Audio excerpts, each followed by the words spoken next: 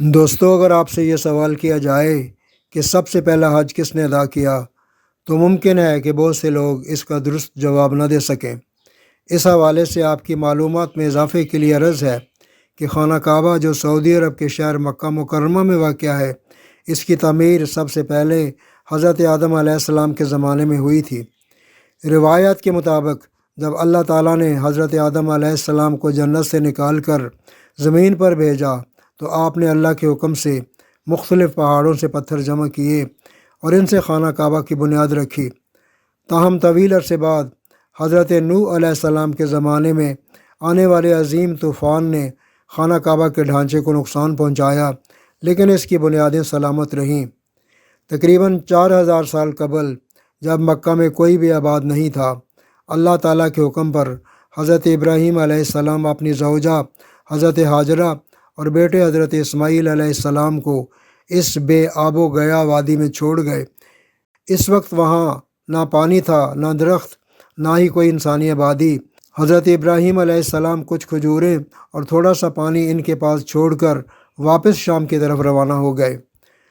بعد ازاں جب حضرت ابراہیم علیہ السلام مکہ واپس تشریف لائے تو اللہ تعالیٰ کے حکم سے حضرت اسماعیل علیہ السلام کی مدد سے خانہ کعبہ کی دوبارہ تعمیر شروع کی۔ حضرت اسماعیل پتھر لاتے اور حضرت ابراہیم انہیں جوڑتے جاتے۔ جب عمارت کچھ بلند ہو گئی تو حضرت اسماعیل ایک خاص پتھر لائے جس پر کھڑے ہو کر حضرت ابراہیم نے تعمیر جاری رکھی۔ یہی وہ پتھر ہے جسے آج مقام ابراہیم کہا جاتا ہے۔ دونوں باپ بیٹا یہ دعا کرتے جاتے تھے، ربنا تقبل منا انک انت السمیع العلیم، اے ہمارے رب ہم سے یہ عمل قبول فرما، بے شک تو سننے اور جاننے والا ہے۔ انہوں نے یہ تعمیر نہ مٹی سے کی، نہ چونے سے، بلکہ صرف پتھر پر پتھر رکھ کر تعمیر کی۔ نہ کوئی چھت تھی اور نہ دروازہ۔ وقت کے ساتھ ساتھ مختلف ادوار میں خانہ کعبہ کی تعمیر نو ہوتی رہی۔ قبیلہ قریش نے بھی اس کی تعمیر کی اور بعد میں مختلف خلفاء اور حکمرانوں نے بھی۔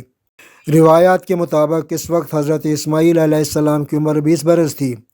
حضرت ابراہیم علیہ السلام نے خانہ کعبہ کے پہلو میں بکریوں کا باڑہ بھی تعمیر کیا جس کی چھت بنا دی گئی۔ اس وقت خانہ کعبہ کی جگہ ایک سرخ رنگ کا ٹیلہ تھا جسے سیلاب اکثر کاٹتے رہتے تھے۔ جب حضرت ابراہیم علیہ السلام تعمیر سے فارغ ہوئے تو حضرت اسماعیل کو ایسا پتھر لانے کو کہا جو طواف کی ابتدا کے لیے نشانی کے طور پر رکھا جائے۔ یہ پتھر حضرت جبرائیل علیہ السلام ابو حبیب کی پہاڑی سے لائے۔ اسے حجر اسود کہا جاتا ہے اور یہ آج بھی اسی جگہ نصب ہے۔ اللہ تعالیٰ نے حضرت ابراہیم علیہ السلام کو حکم دیا کہ وہ لوگوں کو حج کی دعوت دیں۔ حضرت ابراہیم نے اللہ سے عرض کیا، اے میرے رب، اس وادی میں کون ہے جو میری آواز سنے گا؟ اللہ تعالیٰ نے فرمایا، اے ابراہیم، آواز دینا تمہارا کام ہے، اسے لوگوں تک پہنچانا میرا کام ہے۔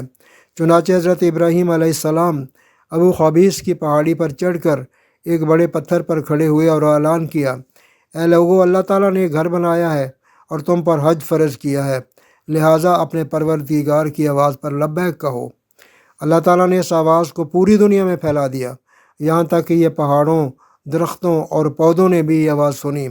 علماء کرام کے مطابق حضرت ابراہیم علیہ السلام کے اسی اعلان سے حج کا آغاز ہوا اور سب سے پہلا حج بھی حضرت ابراہیم علیہ السلام ہی نے ادا کیا۔ رسول اللہ صلی اللہ علیہ وآلہ وسلم نے فرمایا، اللہ کے اس گھر پر روزانہ 120 رحمتیں نازل ہوتی ہیں، 60 طواف کرنے والوں کے لیے، 40 نمازیوں کے لیے اور 20 ان لوگوں کے لیے جو صرف خانہ کعبہ کو دیکھتے ہیں۔ حضرت حسان بن عدلیہ فرماتے ہیں کہ ہم نے اس فرمان پر غور کیا تو معلوم ہوا کہ یہ تمام رحمتیں دراصل طواف کرنے والوں کو ملتی ہیں۔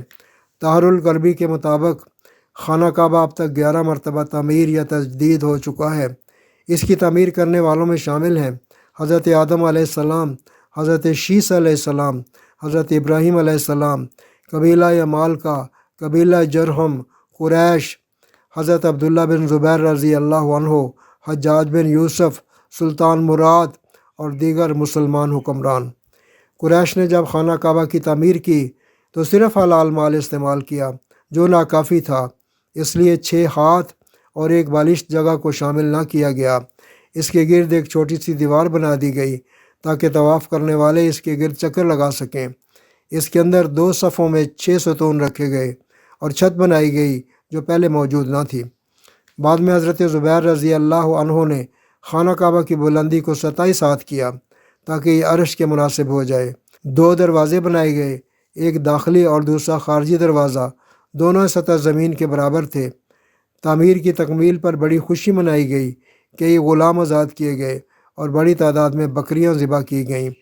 دوستو، اب یقیناً آپ کو معلوم ہو گیا ہوگا کہ خانہ کعبہ کی تعمیر کن کن مراحل سے گزری اور سب سے پہلا حج کس نے ادا کیا۔